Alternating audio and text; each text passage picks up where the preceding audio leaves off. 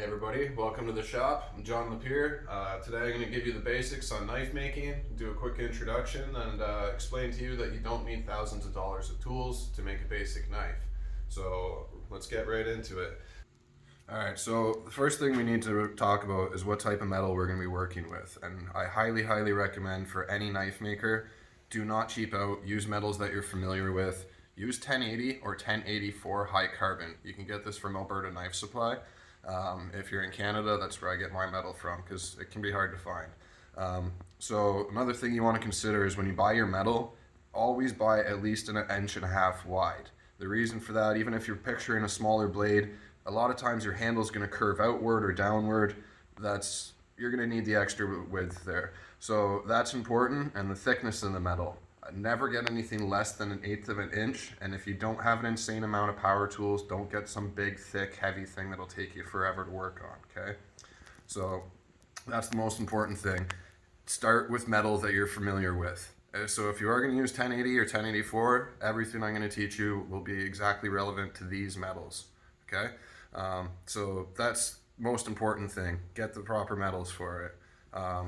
After that, what I highly recommend you do is you draw out a basic knife design. To save time for the video footage, I already cut this out, but if you don't have big fancy tools, you can easily just use a hacksaw. Takes a little while, but you can cut it out that way. You can use an angle grinder. For what I'm using for the purpose of saving time is I have a bandsaw over here. That's how I cut this out.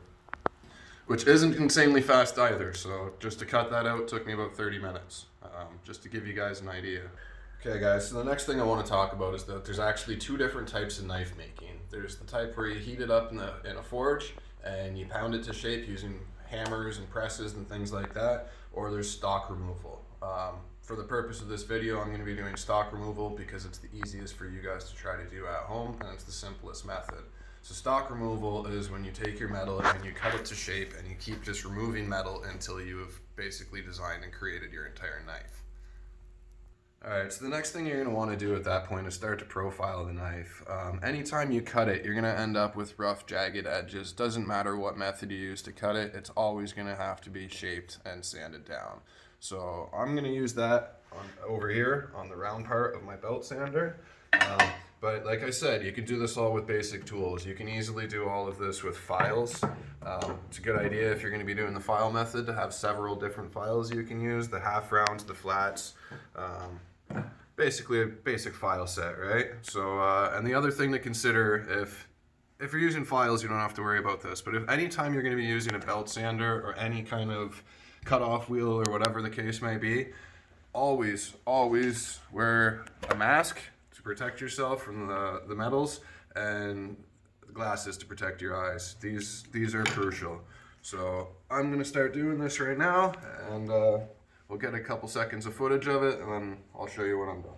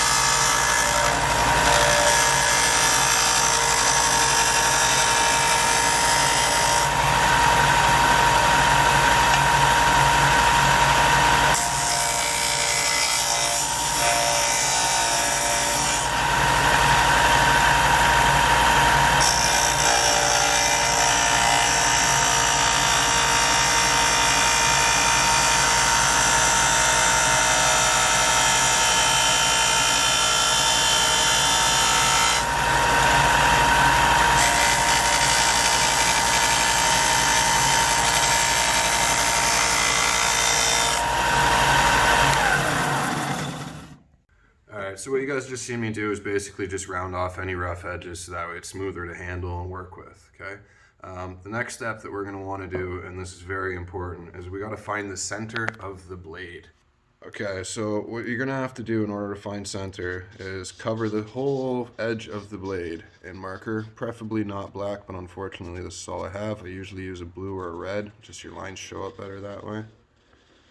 And then the other thing you want to do is where your bevel is going to be. You want to transfer that that line over to the other side.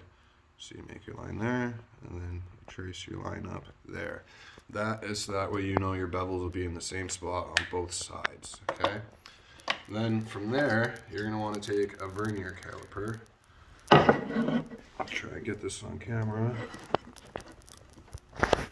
Close it in, you lock it. So we have 1 and 40, so we divide that by 2, and you have 71. It was half in between. So at that point, now you score it. This right here are little teeth that'll make a score line. So you want to drag it all the way from the start to the finish. Do it a couple times so that way it's deep. And then you want to flip it over and go the other direction to make sure that you truly are dead center. If you end up with one line, you did it good. If you end up with 2 lines, you're a little off on your math. Hopefully that shows up. We have 1 line. So that is how we have found our center. Okay, so after we found the center of the blade, what we're going to be doing is we're going to be profiling, putting the bevels in, the actual edge, okay?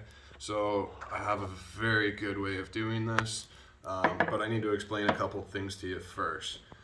Bench grinder, that is the same as this one. I bought a Mastercraft one when I first started. They all pop up, okay? Almost all of them do this. This is just a beast of a belt grinder. It is much better. I use this all of the time. So what I've done here is I've locked it in the upright position so it can't move. And I built a table, okay? This table is adjustable so you can change it to different angles. There's simply a bolt with a wing nut here and a bunch of different angles written on the side of it so that way you can profile it. If you have a skinnier blade, you want a lesser angle. If you're working on one of the big blades like Rages or Rants, then your angle would be way more down here. So if you can see, you can measure your angles off of this side as well. If it was a big blade, it would be coming out about that far, which would change my angle to a steeper position. So how I'm actually going to go about doing this, piece of angle iron, don't use bed frame, it's crap. Get a piece of good angle iron, something solid, and a vise. So you're going to want to lock it down somewhere in the middle of the handle.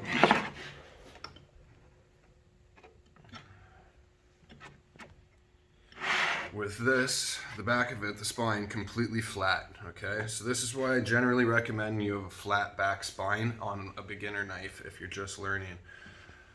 Also, this little thing pisses me off sometimes, so I wrap an elastic around it so it's not moving. And I'm just gonna get right into grinding, but safety gear as always.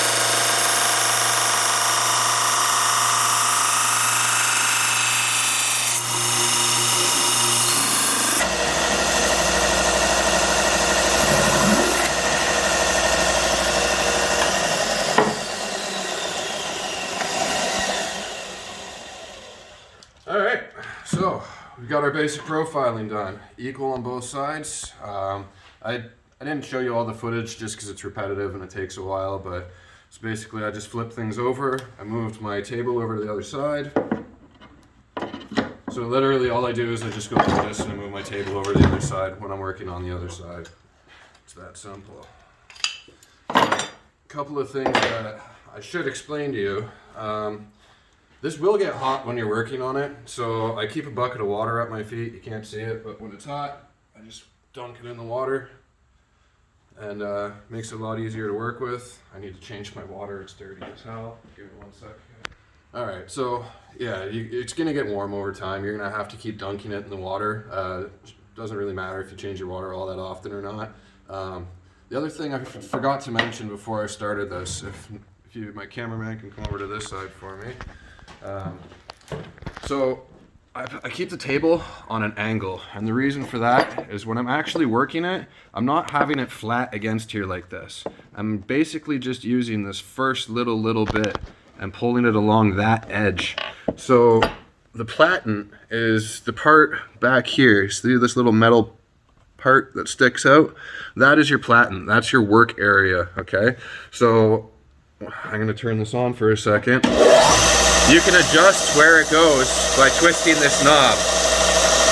So if your platen's way over here, it's not going to work very well. You want it to be right at the edge of that platen. And the reason for that is on the knife, you want this nice rounded curve in, right? If you don't do that and move it over to your platen, you won't get that nice rounded curve in. You'll have more of like a straight ugly line. Same thing when you go over to the other side and you're working it this way. You move the belt over to the edge of the platen on this side. So there's your platen right there where my thumb is. It's that piece right there. The other thing I wanted to mention is, like I said, I leave it thick, about the thickness of a fingernail, and the reason for that is heat treating. You don't want to have a really thin edge when you're doing your heat treating. And if you guys do go too far, take it to a piece of sandpaper and sand it down until you have about a fingernail, okay? The other thing I'm going to tell you about is afterwards, you take your belt. I love this machine because it's so easy, but use a really rough belt for doing all of this. Afterwards, you're going to want to switch to a fine belt and run it a couple more times, because you see all these little lines in here? After heat treating, they are 100 times harder to get out. So we're gonna wanna run through this a couple more times and get it all sanded down, so that way those lines, they'll still be there, but they'll be a lot less visible. Like I said, if you don't have one of these, you can do all of this with file and sandpaper. Highly recommend you lock it down in a vise. Something stable that's mounted is what I recommend. All right, so that's going to conclude part one of a basic knife making video. I really hope you guys learned a lot from this, and I hope you're not scared to go out and try and make a knife yourself. Like I said, anybody can do it if you got the basic tools, the time, and a little bit of knowledge that I'm going to give to you guys. So I highly recommend you get some 1084 high carbon steel and join me on this little journey. All right, guys, talk to you later.